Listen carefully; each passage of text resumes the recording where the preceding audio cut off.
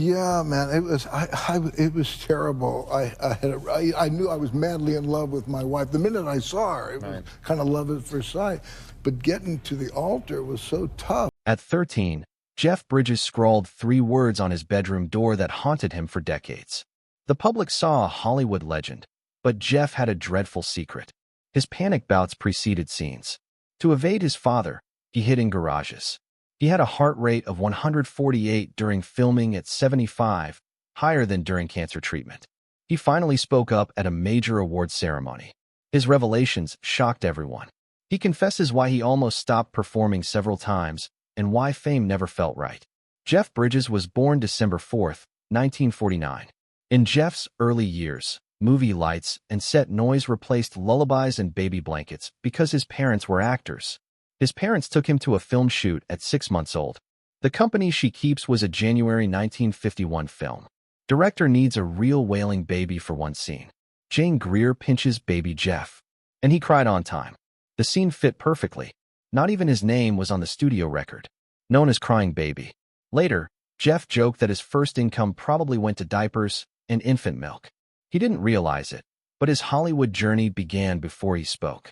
Jeff's dad, Lloyd Bridges, had conflicting sentiments about show business as he aged. He was famous after High Noon, but he didn't trust Hollywood. Jeff and his older brother Beau were surprised when he told them something around 1957 or 1958. He claimed most actors earned under $5,000. The proof was printed numerically. He advised them to study. Acting jobs required minimum B+ grades. He advised them consider engineering instead of acting. That rule persisted in the family for years, making Jeff worried about fame. It hinted that acting wasn't stable enough. When Jeff was 13, things altered. He didn't want to be Lloyd's son. He scrawled, "Not an actor," on his bedroom door in 1963 with a marker. At Brentwood Art Center, he sold his first canvas for $35 on August 9, 1964. He formed the surf rock band The Nozzles and toured Santa Monica fairs. Jeff studied guitar chords and brushstrokes while his older brother Beau studied acting scripts. The 1966 high school art prizes are kept in his studio. Jeff saw it as a message, not just a phase. Choosing an easier path wasn't his goal. He wanted to uncover reality alone. However, Los Angeles' 1960s were more than art and music, drugs and parties. At 16, Jeff smoked pot before math class. In summer 1967, he used LSD during Topanga Canyon Jam sessions. Police stopped him one night on September 3rd. A roach was found in his VW Beetle. Since he was a minor, they called his dad instead of detaining him, which worried the family. His mother, Dorothy Bridges, required weekly counseling. In October, Lloyd drove him to 2 Malibu rehab meetings. "I felt like I was about to miss the life off-ramp," Jeff said. This was the first huge wake-up. Lloyd changed his lectures because they weren't working. At breakfast in early 1968, he uttered something witty. "Acting could do everything," he said. "Jeff. Fly planes, play music, and paint without joining the military or a band. One job, endless lives." That thought stuck with Jeff. It made performing seem liberating. Jeff then appeared briefly on his dad's Sea Hunt. He partly did it to buy a new Stratocaster. Lloyd's stealth worked. Jeff's pledge to act as freely lasted his entire life. He didn't hurry into Hollywood full-time. Jeff, 17, joined the Coast Guard Reserve on May 12, 1967, at a military office. Our commitment was 8 years. He avoided the Vietnam War, but curtailed his Hollywood career. He cleaned rusty buoys on weekends and at midnight. He later claimed torture. The schedule gave him time to act during breaks. In 1971 and 1974, he shot The Last Picture Show and Thunderbolt and Lightfoot. 2 Oscar nominations followed. While wearing his uniform, he chased awards. His Coast Guard career ended in 1975. Interestingly, America discontinued the draft that year. Jeff had taken a Greyhound bus to New York in 1967 to study at Herbert Berghof Studio. Jeff disliked the school's demanding acting classes. He preferred music clubs and street art. Using his panorama camera, he took subway images and talked to musicians and painters. Avoiding rehearsals, he attended Cafe WA open mic nights. He lasted only a few months before returning home, but that gave him a line to tell his parents when they inquired whether he was serious about acting. Jeff nearly quit following his Oscar nomination. He bought a Malibu beach house and hired a Venice studio in 1972 to produce music and paint water views as opposed to movies. Gallery objective, no record deal. Just room and a break. He informed Dad he might skip the next few films. Then Fantastic Parts appeared quickly. That break was short. By 1973, his quitting talk disturbed the family. Holmby Hill's living room was their meeting place. Dorothy, the family matriarch, took out a notepad to record Jeff's auditions and jobs. Lloyd informed Jeff that acting might utilize all his skills. Dorothy said that everyone assisted and needed Jeff to row with them. Jeff accepted an Iceman Cometh job days later, a film he rejected before. Director visited his art studio to persuade. Small push propelled him back to the spotlight. Summer 1975 in Paradise Valley, Montana. Rancho Deluxe was a weird comedy starring 25-year-old Jeff Bridges. At Chico Hot Springs Hotel, he observed a woman walking through the dining room one afternoon. She had 2 black eyes and a fresh nose, but Jeff kept watching. Sometimes he forgot his lines. Whenever he botched a take, the crew joked. Between shots, he approached and offered her dinner. Economics student Susan Geston, working there to make money, declined. "No, I might see you around," she said. The town is small. Those moments stayed with him. The wrap party was 3 nights later, and they danced. Although odd, it was nice. Not letting go. They visited Riverside Ranches the next morning. Jeff keeps a wallet photo from that day. He calls it a time machine that brings him back to when he knew he found the one.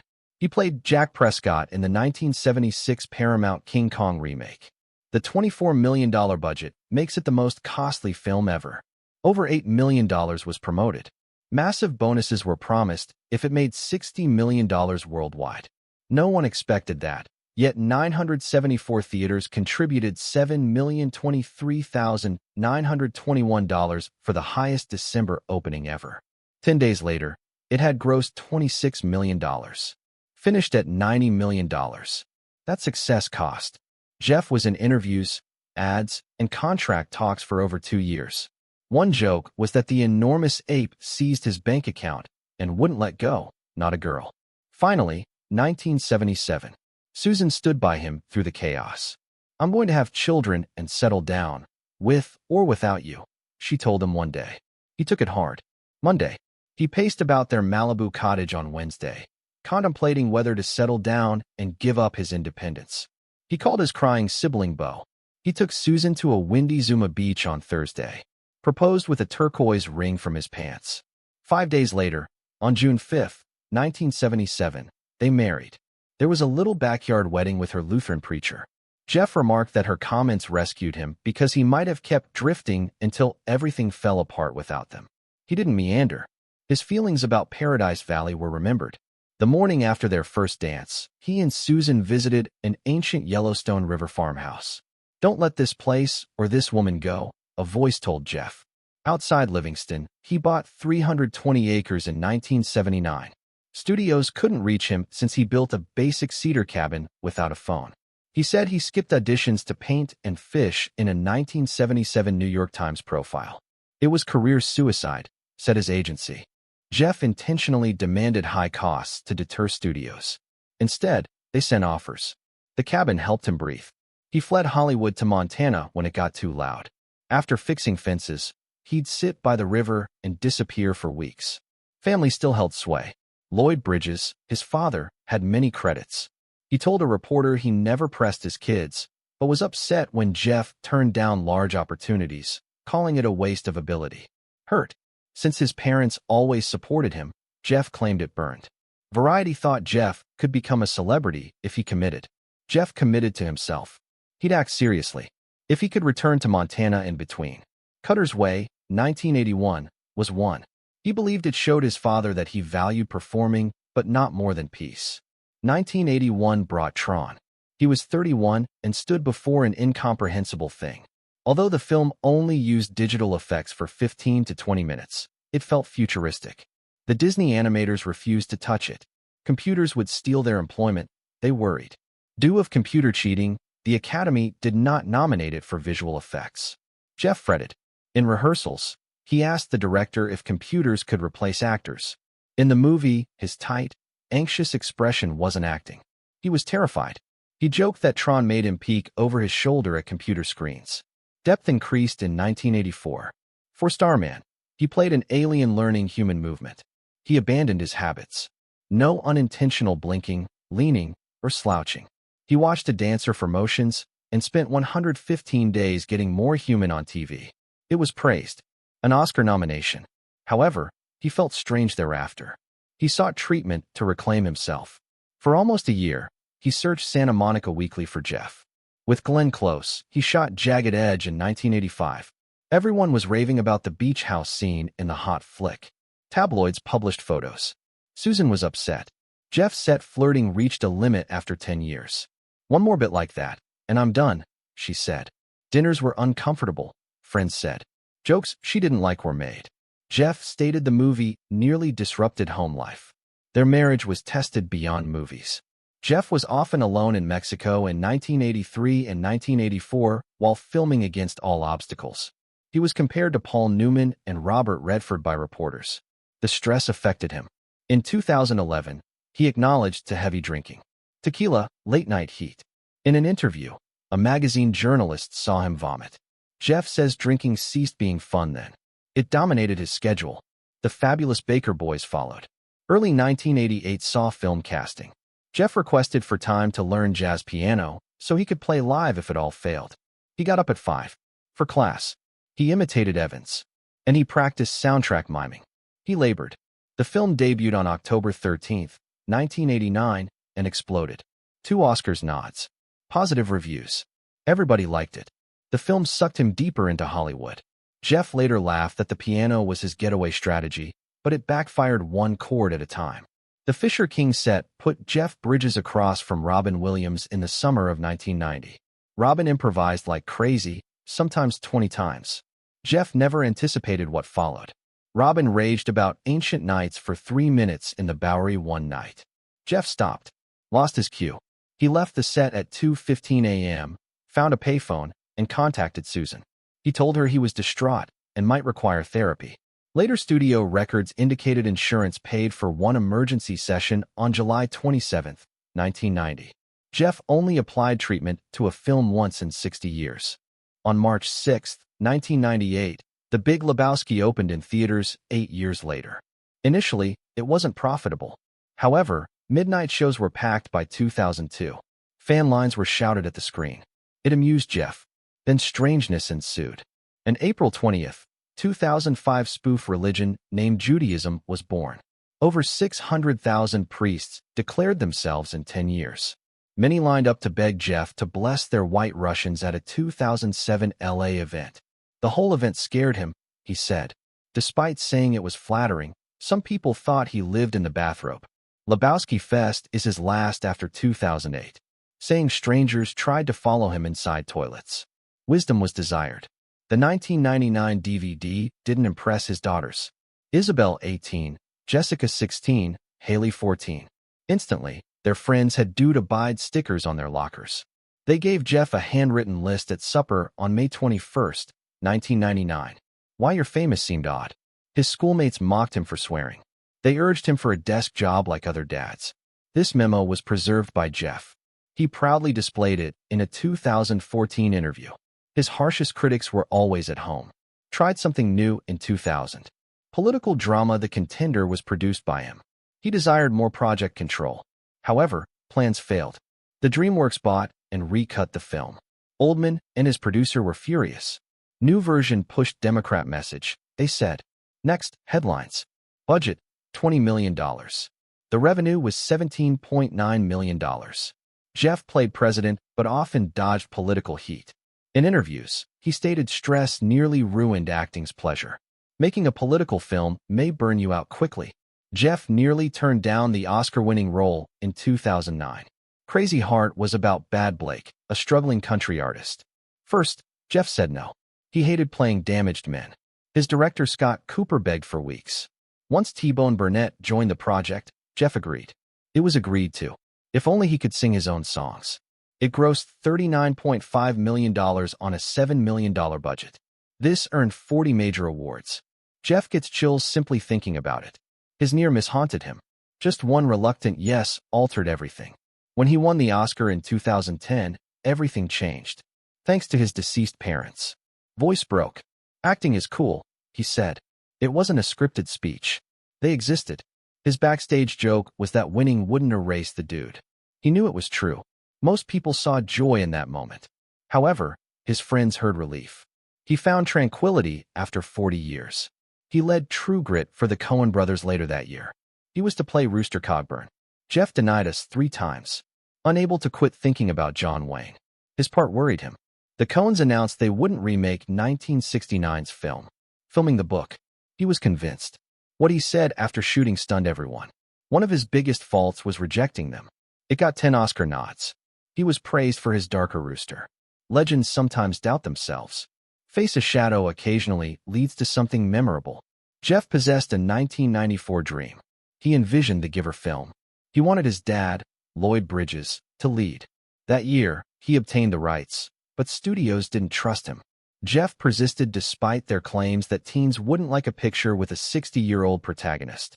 When Harvey Weinstein funded it in 2013, Jeff had grown into his father's role. He said waiting gave him the appropriate wrinkles, smiling. The Giver debuted on August 15, 2014, after 7,319 days. In its debut weekend, the film made $12.3 million. Although it wasn't a smash, Jeff saw it as a new beginning and an ending. He revised the script 18 times. He finished after 4 directors. His life went beyond film. Jeff began something new at 34 in 1983. Nonprofit and Hunger Network. Though famous, he discreetly fought child hunger. Nearly 17 million U.S. children went to bed hungry in 2010, he told the National Press Club. He considered this job penance, ranting about Hollywood issues while children went hungry. 5 key nutrition bills were advanced by his group over 40 years.